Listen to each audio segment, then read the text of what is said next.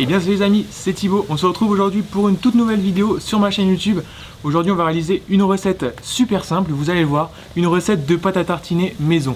Une pâte à tartiner maison sans huile de palme, sans mauvais ingrédients, vous allez le voir. Et une recette que vous allez pouvoir réaliser avec vos enfants en ce temps de confinement. Une vidéo qui sera vraiment super facile. Avant que la vidéo commence, si tu n'es toujours pas abonné à ma chaîne YouTube, n'hésite pas à t'abonner en cliquant juste ici. Allez jeter un gros pouce bleu si la vidéo t'a plu et à activer la cloche des notifications pour être notifié à chaque fois que je sors une nouvelle vidéo. Sur ce, c'est parti avec la suite et les ingrédients.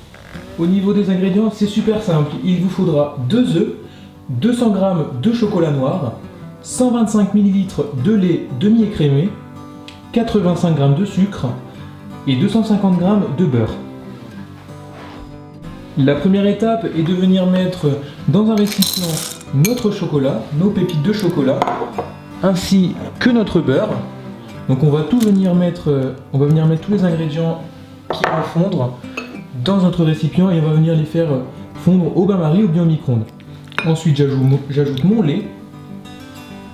Et cette préparation, donc comme je vous l'ai dit, on va venir la mettre sur un bain-marie ou bien au micro-ondes et jusqu'à ce qu'elle soit complètement fondue. Une fois que la préparation est bien lisse, ici bien homogène, il n'y a plus de morceaux de beurre, tout est fondu, on va venir ajouter notre sucre. On va légèrement mélanger pour le faire dissoudre dans la préparation. Comme ça, voilà. Et on va venir ajouter maintenant nos 2 œufs à la préparation.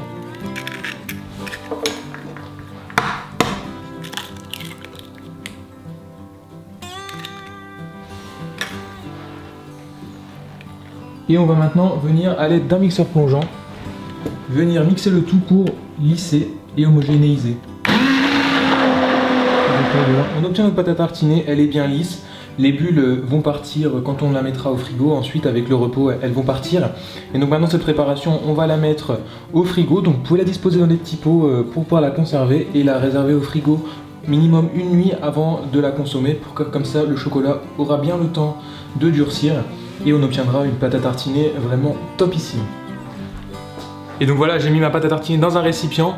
Donc au bout de, comme je vous l'ai dit, de 24 heures d'une nuit, la préparation aura bien durci. Elle aura vraiment la consistance d'une pâte à tartiner de Nutella. Et vous pourrez la consommer comme du Nutella sur du pain, sur des crêpes. Enfin, ça après c'est vraiment libre à vous.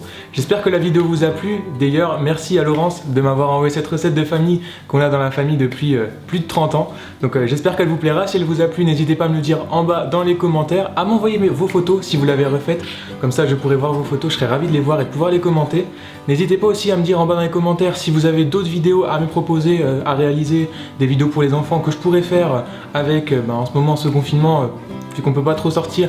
Je me ferai un plaisir de pouvoir refaire des vidéos pour occuper et pour vous occuper aussi, pour vous montrer un peu de nouvelles recettes durant ce confinement qu'on pourra en faire. Je vais essayer de tenir un rythme de vidéos, vu que je suis confiné chez moi aussi comme tout le monde.